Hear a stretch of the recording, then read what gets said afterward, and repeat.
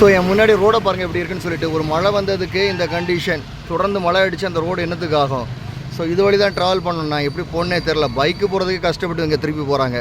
இந்த சைக்கிள் எப்படி போகிறேன்னே தெரில. ரொம்ப கஷ்டமாக இருக்குது. ஒவ்வொரு நாள் ட்ராவலும் எனக்கு ஒரு பெரிய ஒரு சேலஞ்சாக தான் அமையுது. ஸோ முடிவு பரியும் நிலைத்திருப்பவனே ரட்சிக்கப்படுவான். இந்த ஊழியத்தில் முடிவு பரியும் நான் நிலைத்திருக்கணும். அதுதான் பெரிய விசுவாசம். ஸோ இன்றைக்கி சரியான போராட்டம். இங்கே பாருங்கள் 6 மாதிரி ஓடிட்டு இருக்கு இந்த தண்ணி.